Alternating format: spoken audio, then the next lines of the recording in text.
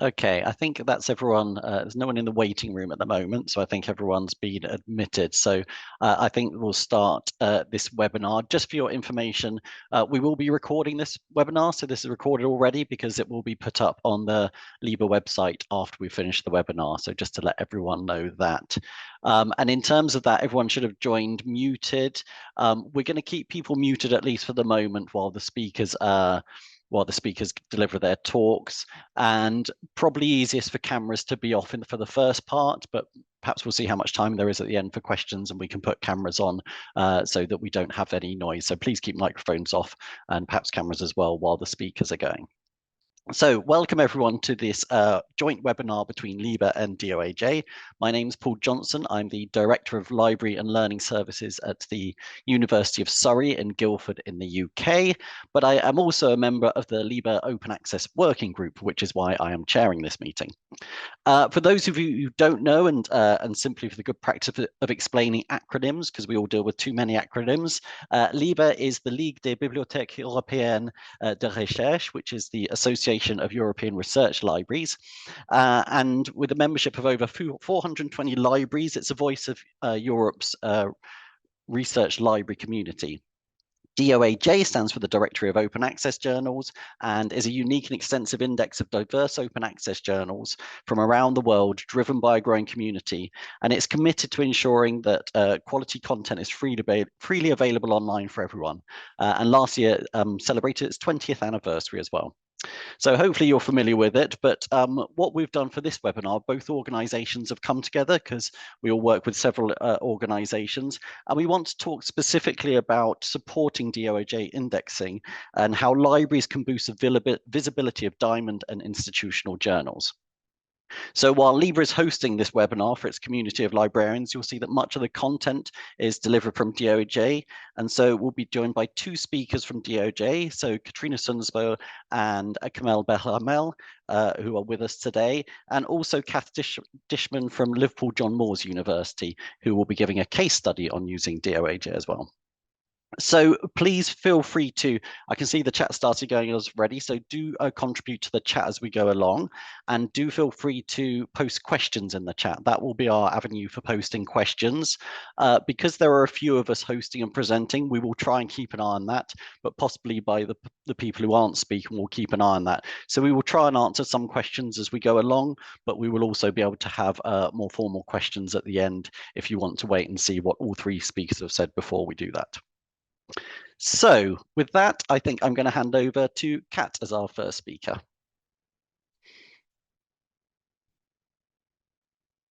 Thank you so much, Paul. So yes, I'm Cath, joined by Kamel and Cath.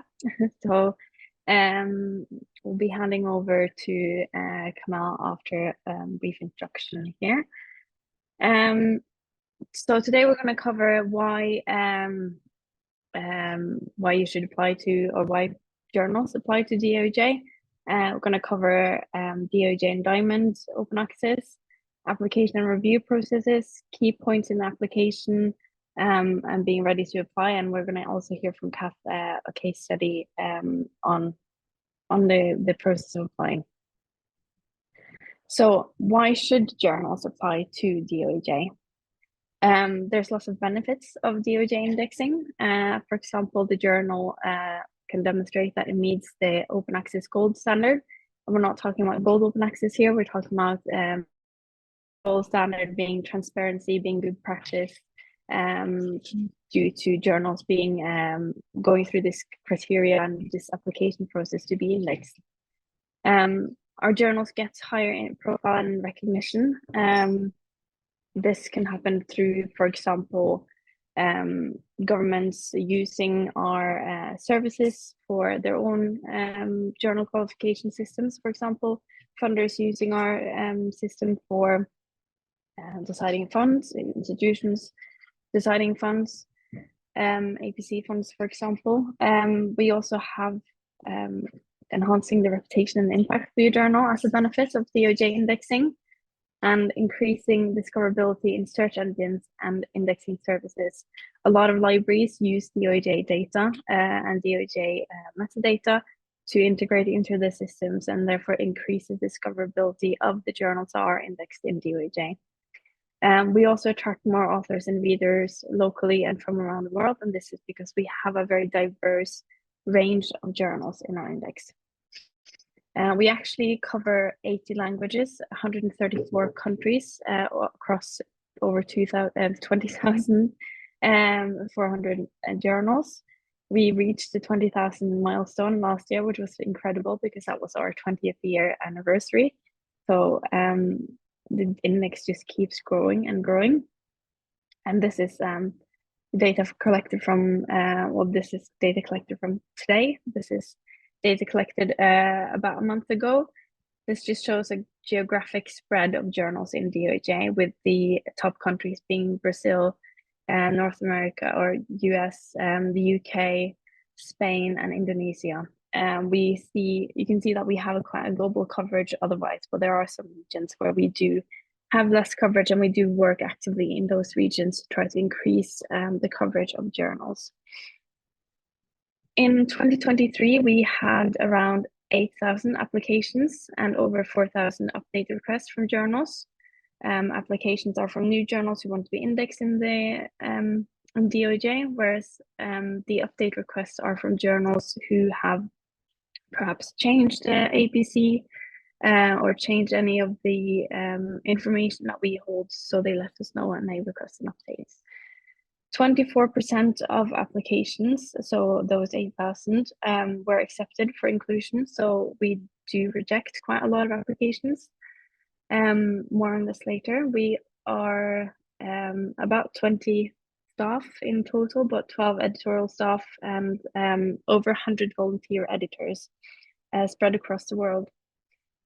So Diamond Open Access is a very hot topic at the moment, and we wanted to highlight how we support Diamond Open Access. We do index all types of fully open access journals. So that does not include hybrid journals, for example. We do only index fully open access journals. But we support Diamond Open Access in several ways. For example, through highlighting Diamond Open Access journals in our communications. We endorse the action plan for Diamond Open Access. We collaborate in projects like DIAMAS and Craft OA, which have a heavy focus on Diamond Open Access. And we also encourage journal indexing in underrepresented regions where there are a lot of Diamond Open Access journals. This is a quote collected from Tracy Craig from the Student Success Journal. This is one of the journal stories that we did in 2023. We've continued this into 2024, and I think just recently published our first one. But she said that the biggest challenge for us in open access is how do we sustain a journal with no APCs that's supported only by the institution. For us, being indexed in DOAJ was good to show that we align to good practice and we publish high quality research. And I think this is where we help Diamond Open Access journals surface and increase the discoverability of them by focusing on good practice and transparency. 65% of journals in DOAJ are without APCs, so a lot of time this is associated with Diamond Open Access. So we have majority of our journals are without APCs. I'm going to briefly go through the application and review process, and I'm going to hand over to Kamel, who's going to talk about this in more detail. But just to give you a general overview, this is the application process in a nutshell. A publisher or an editor of the journal applies. There's initial checks by the triage team, and then there's an independent review by a DOJ editorial team, including associate editors. The final decision is made by the DOJ, one of the DOJ managing editors, and the decision is then fed back to the publisher.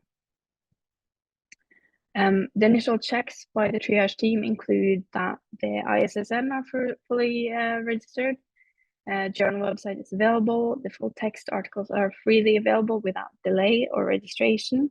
Believe it or not, we do have closed access journals who apply to our index, so this is a part of the initial checks, and that the copyright and licensing information is given.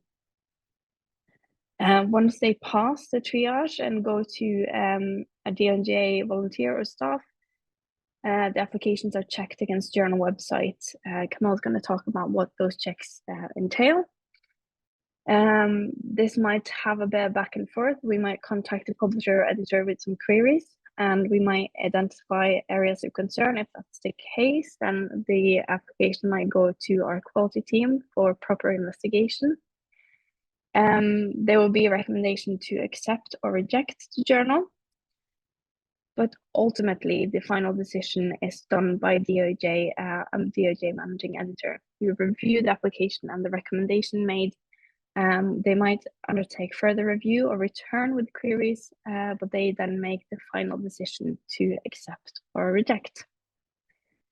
The feedback is then sent to the publisher. If it is an exception, then this is an automated email sent to the journal, and the journal is included in DOJ immediately. DOJ is a live database, which means that we do add journals and remove journals on an ongoing basis, which is why you might see that our numbers might change from time to time. An automated or manual email will be sent to rejected journals. And this obviously depends on the level of detail needed to be sent back to the journal. If a journal is rejected, they must wait usually for about 6 months before they can reapply. And this is to ensure that we don't get reoccurring applications happening quite a lot, so that we can manage 8,000 applications a year. And also to ensure that they have time to fix whatever we have told them aren't meeting the criteria that we've set.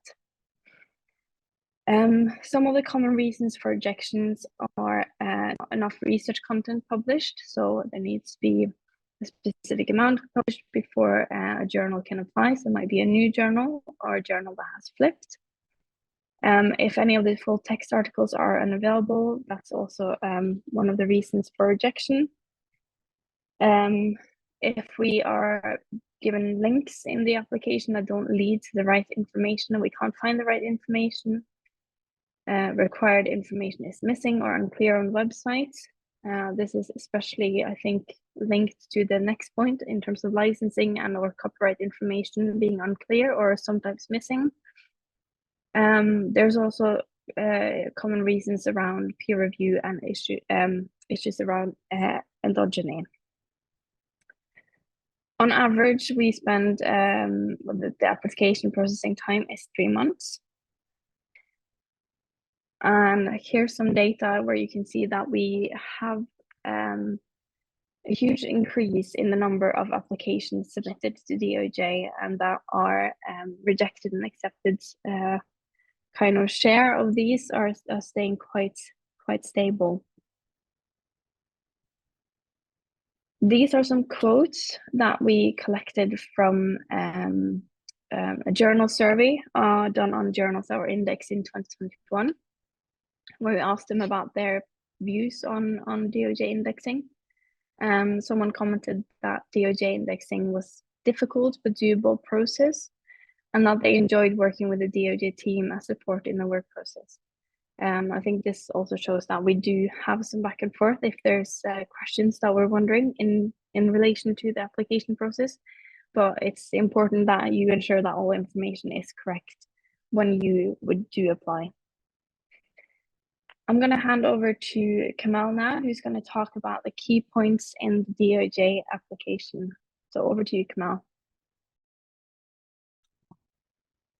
Thank you very much, Catherine. So, as you know, that all the journal in DOAJ was peer-reviewed, trusted peer-reviewed. Till now, only there are about 20,000 of journal accepted in DOAJ. Those journal, of course, they need to apply to be indexed. There are basic criteria to be indexed in DOAJ, and then, of course, there is a criteria for seal. The next slide, please. So all journal need to apply for inclusion in DOAJ. So the journal must, of course, need the open access statement on the website. This is the first mandatory criteria to be indexed in DOAJ. Also, those journals need to be peer-reviewed research. We don't accept. This is also mandatory to be accepted in DOAJ. So there are the meet DOAJ basic criteria. So we can check our guide to applying on the website of DOAJ. So we have to answer some questions in the form unless marked as optional for DOAJ seal. Next slide, please. So, of course, first thing you have to open and to register, and you have an account in DOAJ. Then we can start applying through our website. Save a draft of the application form if you need to check detail with the managing editor or with the help desk, because sometimes editors or publisher need more information how to apply. So in the past, the application need to be filled completely. Now we can save the draft and then we apply, we return to this application other time. Next slide, please. So as I told you that the first mandatory is open access compliance. This open access statement is inspired from open access initiative of Budapest, and of course the journal need to adhere to DOAJ definition of open access.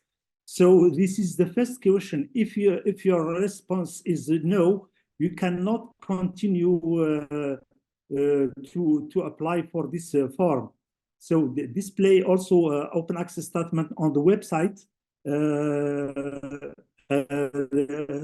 Date began publishing. It's not mandatory, but we have to put this date when the journal starts fully open access.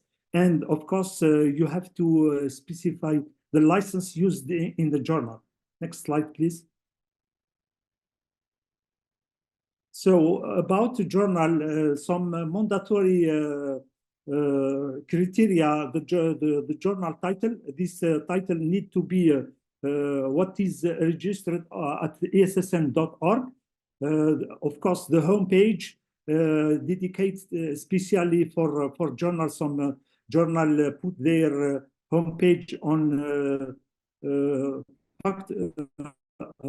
department or university website. It's better to have own homepage, and of course we have to put some subject keywords in English to specify the language of which the article will be published, and all information about organization and the publisher. Those things are criteria are basic criteria and mandatory, and need to be displayed on the website of the journal.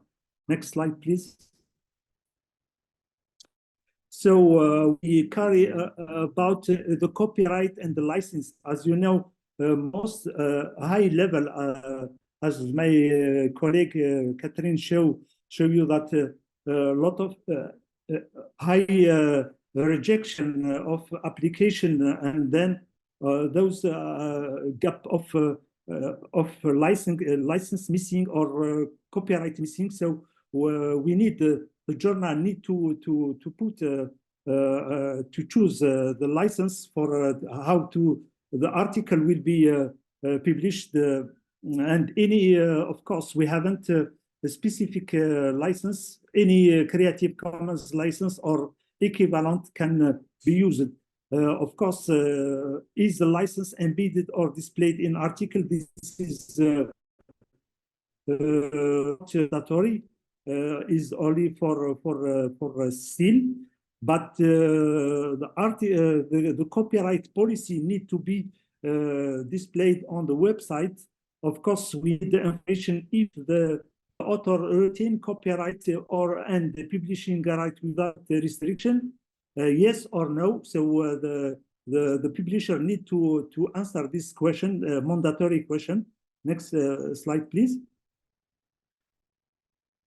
Of course, there is some license and license condition. As you know, that the term when using a Creative Commons license, those licenses are made by Creative Commons organization since 2002, and of course some journals put open access before this date. Is not correct. You have to because open access starts in 2002 at the beginning of initiative of Budapest. So when using a Creative Commons license, creator choose a set of conditions they wish to apply for to their work. Of course, there is the attribution first. Attribution. All CC license require that other who use your work in any way must give your credit the way you request, but not in a way that suggests you endorse them or their use. Of course, they need your permission. If they want to use your work without giving you a credit or for endorsement purposes, they must get your permission first. Of course, the second condition is share alike. You let other copy, distribute, and display, perform, and modify your work as long as they distribute any modified work on the same term. If they want to distribute modified work under other terms, they must get your permission first. And also the second condition is non-commercial. Of course, you let other copy and distribute, display, perform, and modify, and use your work for any purpose other than commercially, unless they get your permission. And the last one is not no derivative. You let other copy, distribute, and display and perform only original copies of your work. If they want to modify your work, they must get your also permission. So for this condition, we can have a combination of 6 licenses. So the first one is attribution. Attribution. The second license is attribution share alike, CC by SA. Attribution not derivative, CC by not derivative, and attribution not commercial. Also share alike, of course, and attribution not commercial, not derivative. So from those license, journal can apply, but in DOAJ we prefer to use the open one. Is the first one is attribution. This is more open, and also some foundation or organization ask for this for example, for planners, ask for to apply for this CC by this open than the CC by NC ND. Please, next slide, please. Of course, the second and also mandatory is the copyright information. We need this information on the website. If the authors transfer all the copyright to the publisher, or the publisher retain all copyright. Of course, the copyright need this information is mandatory, and we don't accept when all right reserved. Of course, this is not suitable for open access policy, and when the author is the copyright holder, in this case, the license need to be not conflict with the CC license, and the term apply to the publisher and the reader of the copyright, in this case, the author. So the license term not to be in contradiction with the copyright policy. The next slide, please. Of course, when the publisher is the copyright holder, in this case, the CC license term applied to the authors and a reader. And then this is in case when the authors transfer all the copyright for, but we can take, for example, some information, commercial right, or to retain the copyright and transfer the commercial right to the publisher. But this is, of course, the criteria to seal. We ask that the copyright need to be retained by, we prefer the copyright need to be retained by the author without restriction in order to get the journal, get the DOAJ seal. Next slide, please. Of course, there is an optional and best practice for author to retain the copyright. As I said now, it's better to have author retain all the copyright without restriction. Next slide, please. Other mandatory criteria is also the editorial policies, like a type of peer review and editorial board members, instruction for authors, and average number of weeks from submission to publication. So those editorial policy need to be displayed on the website of the journal website. Next slide, please. More on peer review. All research article must be peer reviewed. As I told you, that 20,000 journal trusted peer-reviewed journal, at least 2 independent reviewer per article.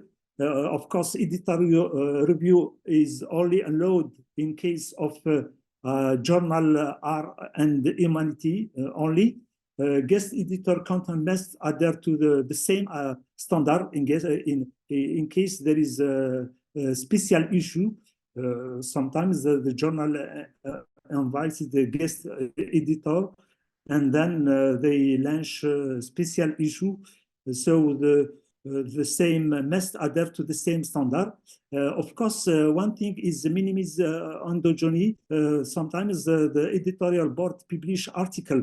We accept only 25% of article that the editors or reviewer or editor-in-chief publish in the last. We look for the last issue, the last issue of the published journal, and no need to more than 25%. Next slide, please. Of course, this is also mandatory. The type of peer review information need to be displayed on the website of the journal. So there are 6 type of peer review. Editorial review, as I said, is only for art and humanities journal. Peer review, anonymous peer review, double anonymous peer review, post-publication peer review, open peer review, and other. Of course, some journal or publisher put other as they use double blind or blind. It's the same of anonymous and double anonymous. So when we review application, we change this to double or anonymous peer review. So we need this information displayed on the website of the journal. Next slide, please. Of course, business model, we need this information on the website. Does the journal charge fees for publishing an article? You must state charge even if zero. Of course, waiver and other fees need to be put on the website and inform how exactly of course, some journals or some publisher put the fees per page. Of course, we calculate the high fees an average of 10 pages. So if you put only fees for 1 page, we will change and we apply for 10, an average of 10 pages of article per article. Next slide, please. Best practice is, of course, those are optional for, of course, to get DOAJ seal. The long-term preservation, repository policy, and also digital object identification, DOI, and also other archive. So those information is optional. It's not mandatory to be indexed in DOAJ, but it's better to have those information on the website of the journal. Next slide, please. So now you are ready to apply, and then you can submit your application to index your journal.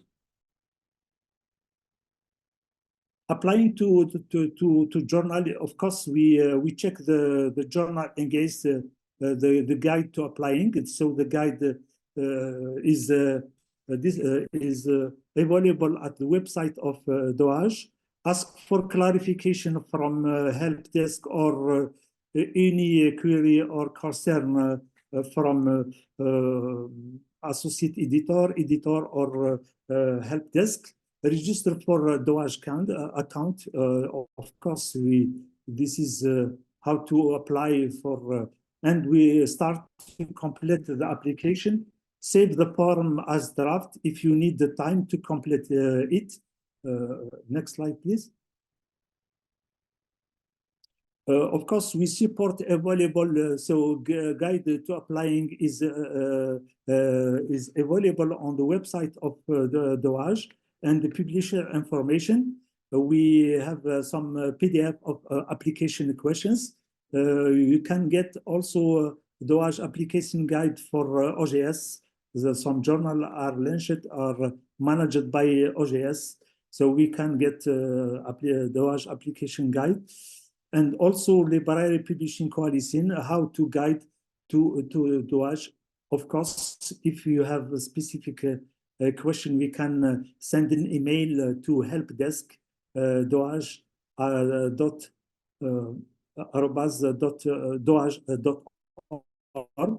and we can, of course, we will get email from managing editor or help desk for your query.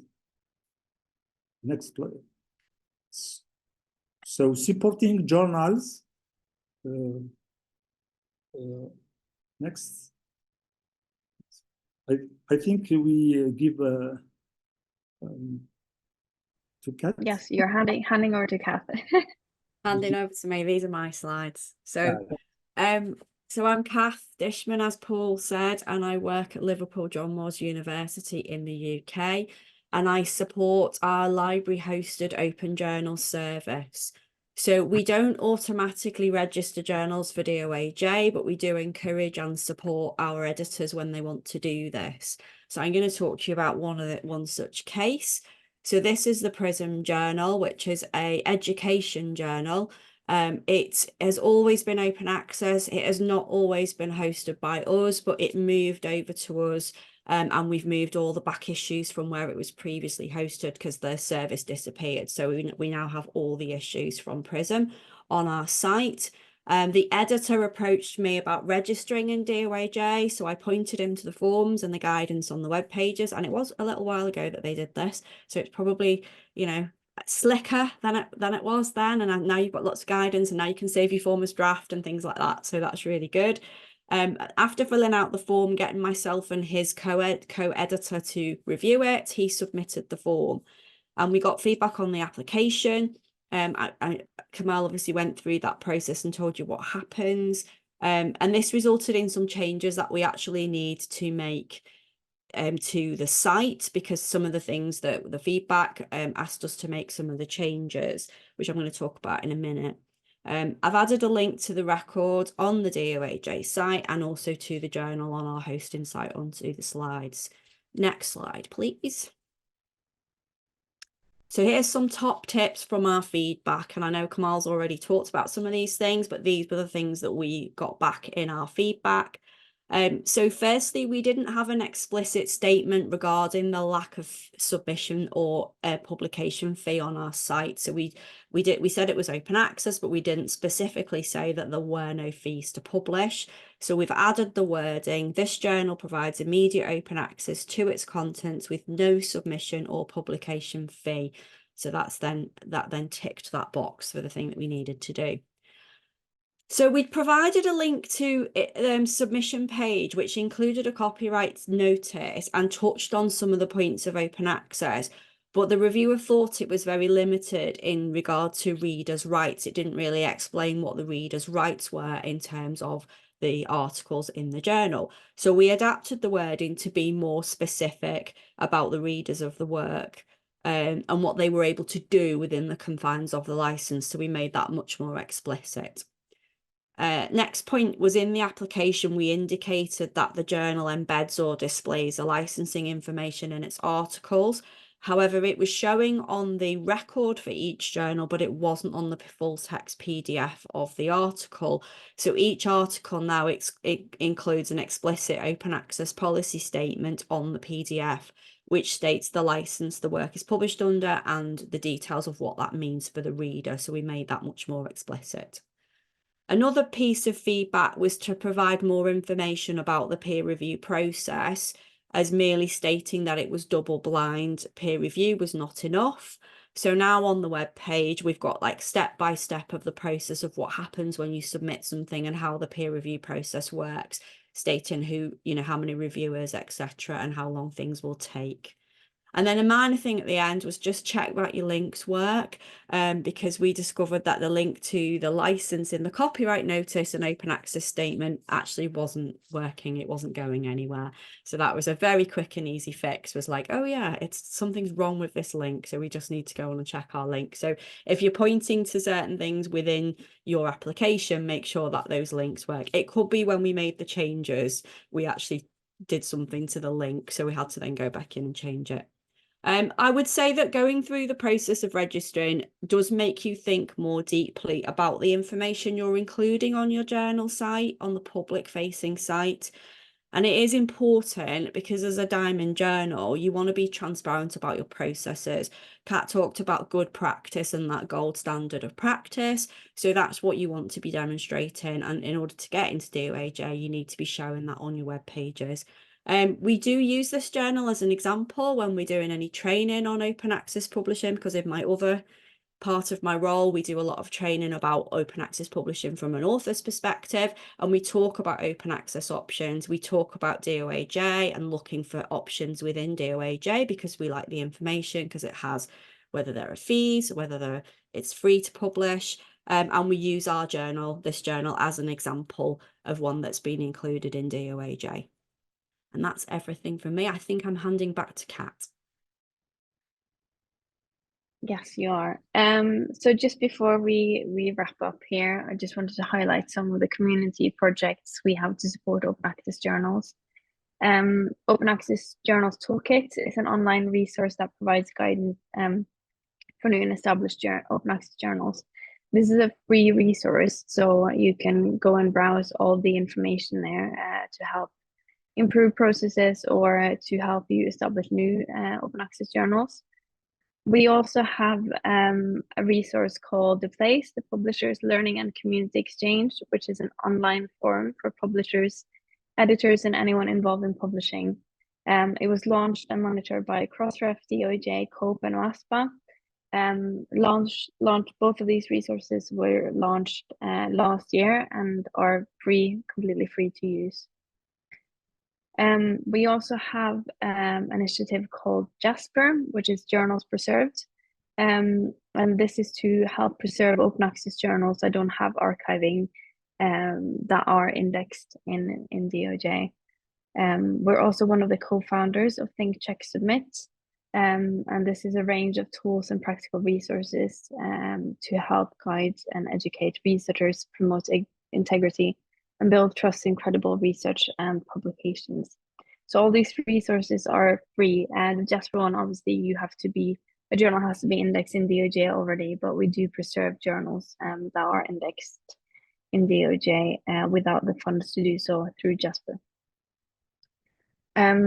This is the end of my slides. I know that there's been some questions in the chat, but these are our contact details. I'm going to leave them up for a second while I, or Paul, do you want to manage the Yeah, shall I go through the questions? chat, because you might have to answer some of them, so as we go through them. But firstly, thank you to the three of you for that. That's really good. I love that it was Cath's kind of overview of the presentation, and then Kamel going through the processes, and really nicely dovetailed with Cath actually, you know, as we were going through thinking, why wouldn't, you know, what would be the pitfalls there and why would you fall down? So it's really nice to see that really practical experience of the things that people might not think about when we go about it. And I thought it was also, I mean, it was fascinating for me to see all this side of it, because I think some of the questions relate to this, but often we know about DOAJ as a user and seeing that end result, but don't think about all the processes that go in behind it.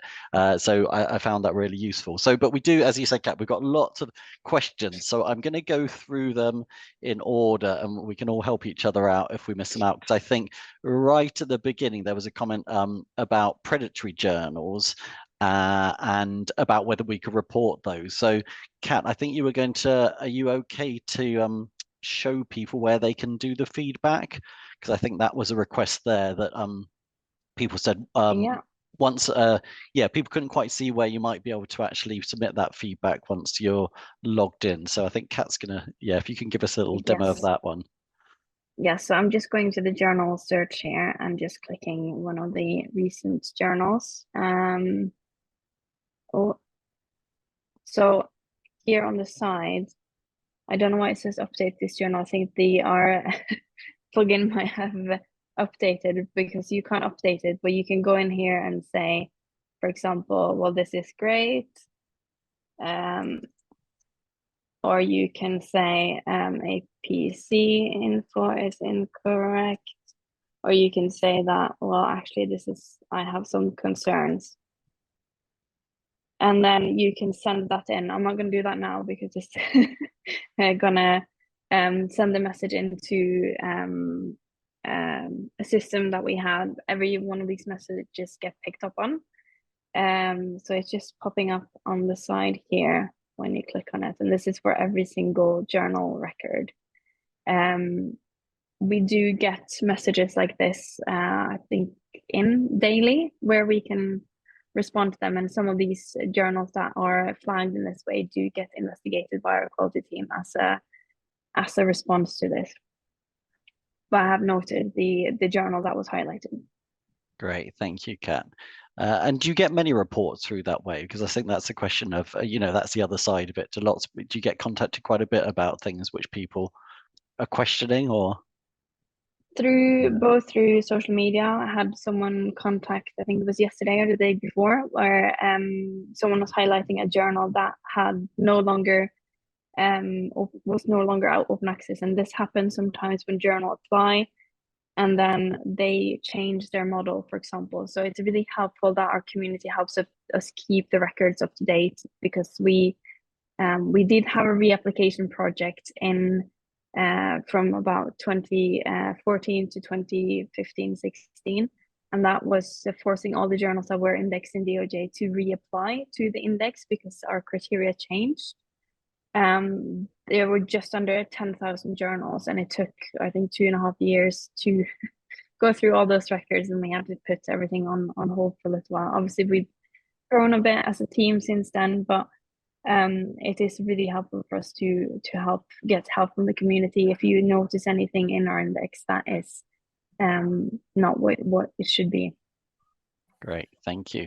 So we've got an in-person question. Craig, I'm just going to wait. If you can just wait a minute, I'm going to do one more from the chat, and then I'll come to you. I'll try and bounce between them because there was one from quite a lot early. So I'll just go back to that one from Marcus, which says, and this might be for Kamel or Cath, will you also add ROR which I think is research organisation registry as best practice as a unique identifier. Handing this over to you, Kamel. Yeah.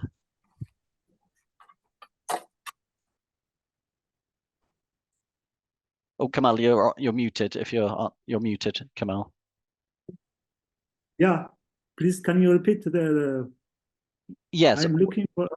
It's at 134 if you go up. Marcus asks, will you also add research organisation registry as best practice as a unique identifier?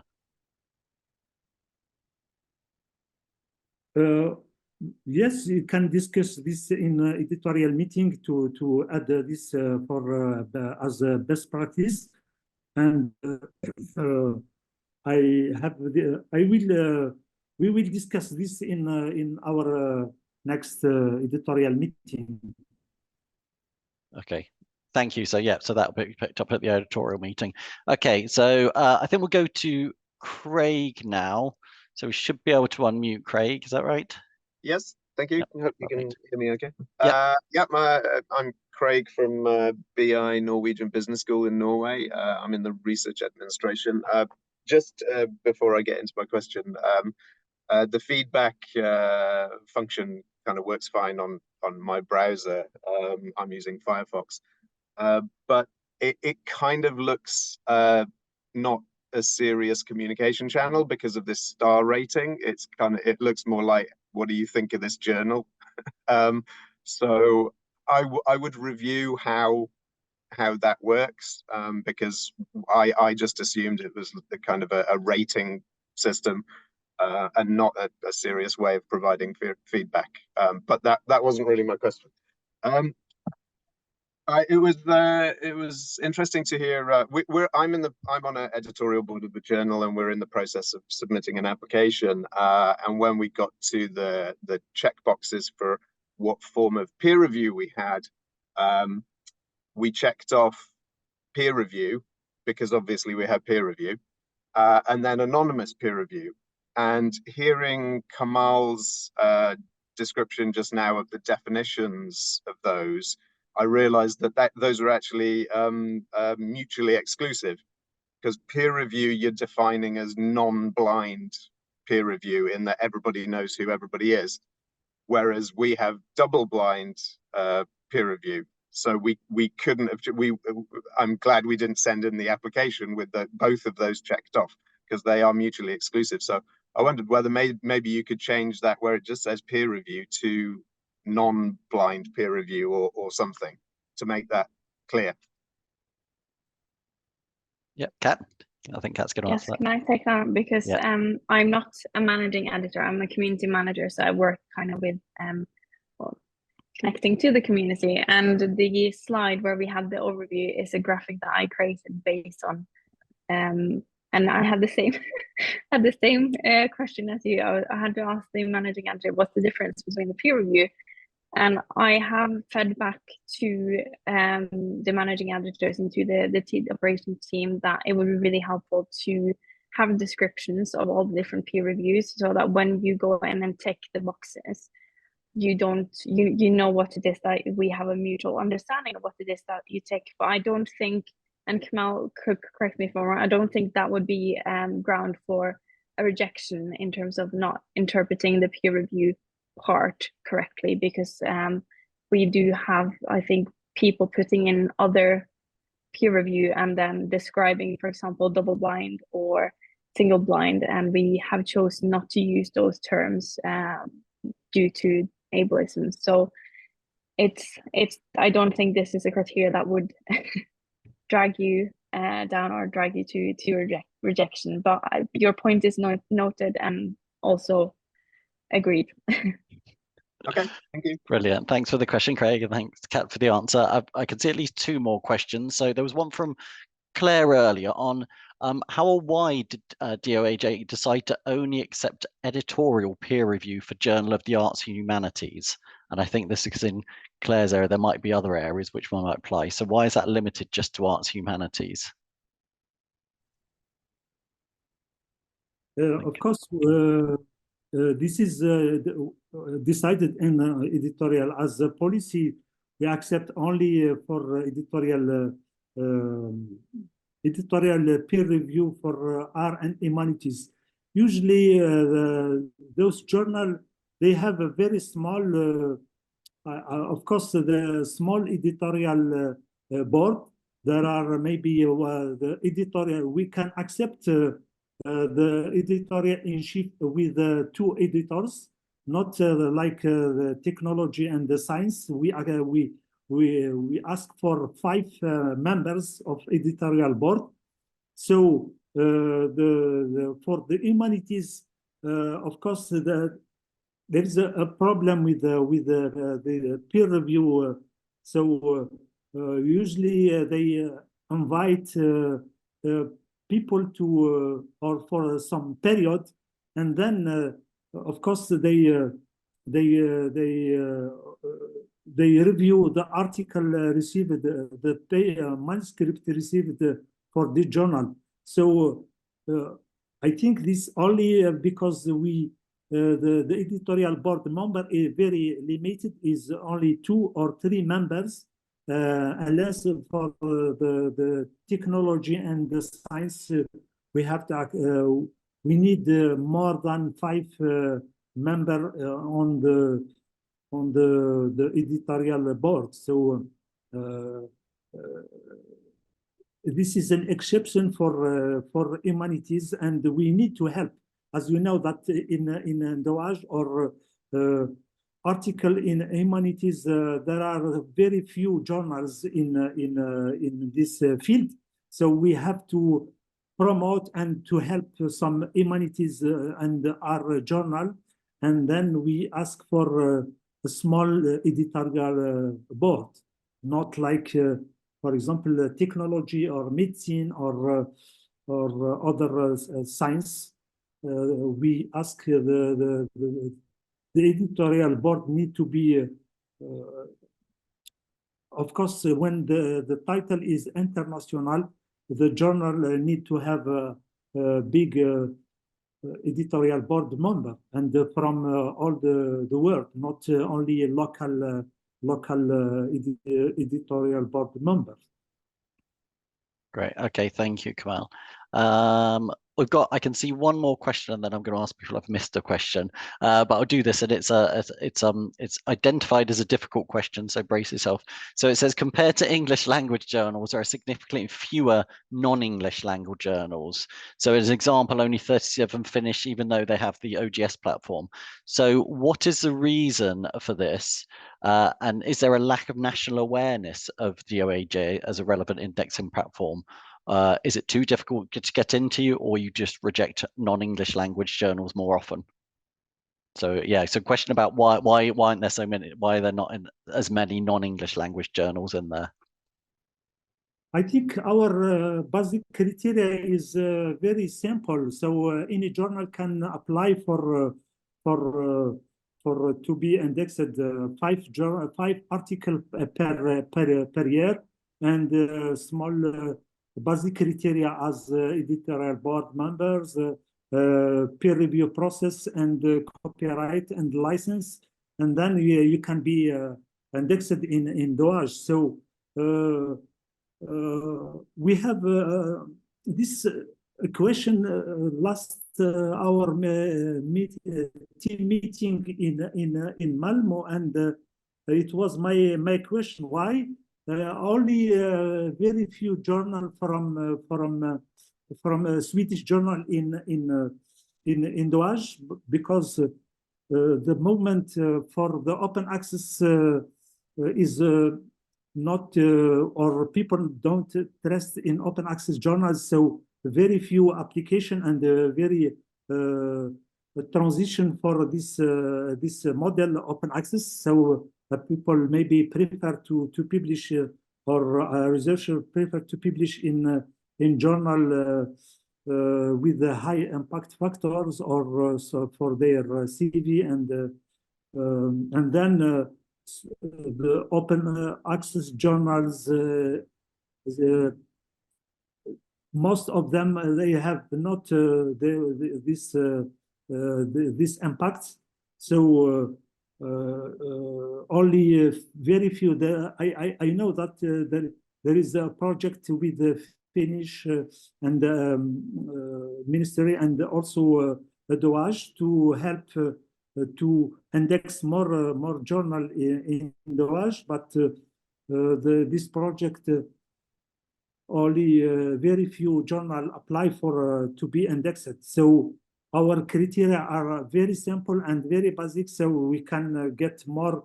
There is no problem with it's the same in our region. For example, in Middle East and North Africa, there are very few journal in Arabic language or in other language. So of course, most of journal in DOAJ are in English, but we start to have other, as my colleague Catherine show you, that there are about 80 language on the website of journals. So we help journal. We can. There is no preference for English. Okay. My conclusion. Okay. Cath, do you want to come in on that? You've got your hand raised as well. Yes, quickly before we. So Yeah. I think I think we don't have a English preference, but we obviously do have processes like the application form is in English. We do have some translated resources, and we've just me and a colleague are working on a mapping of the resources and what languages they've been translated in, so we can further connect to the communities that aren't really applying to DOJ. We've got a partnership with Research for Life recently that we have been running a webinar series. The first one is in English now. So four webinars, 2-hour webinars in over 4 weeks. There's going to be one in French and one in Spanish and one in Ukrainian as well, to try to gather some of the interest as well, to gather applications. We really want applications from the underrepresented regions and languages that aren't English.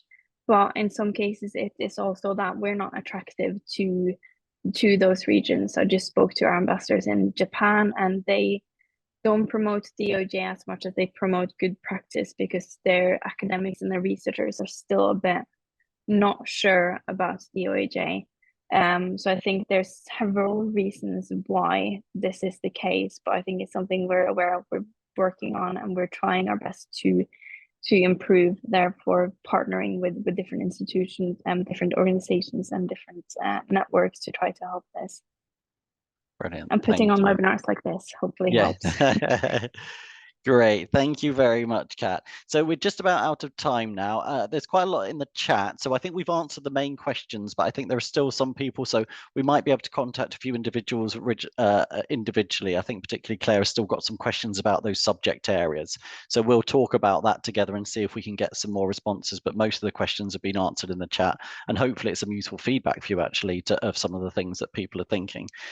So just before we wrap this up, I want to say a few thank yous. It's only 1 minute past the hour, so we're not doing too badly. But firstly, huge thank you in the LIBER terms to Oliver Blake, who has done all the organising, promoting of this, and really helped us out and makes chairing these meetings very easy. And also a couple of more people. Hardy Schwamm is my co-organizer from the LIBER Open Access Working Group, and also to Joanna Ball, Director of DOAJ, who we had the initial conversations with about how to set this up. And of course, really, it's to our excellent speakers, to Kat, Kamel, and to Cath. Thank you all for taking the time to be with us today and do that. It's been really appreciated, and I think a lot of interaction from the audience, which leaves me to my final thanks, which is to all those who've attended this webinar. You've made it really nice and interactive, and plenty of questions and things for us, and hopefully it's worked both ways as well. So thank you everyone who has attended this. Yes, so I hope everyone enjoyed it, and I hope you have a good rest of the day. Take care, and see you hopefully soon in another webinar maybe. Okay, thanks very much. Bye-bye.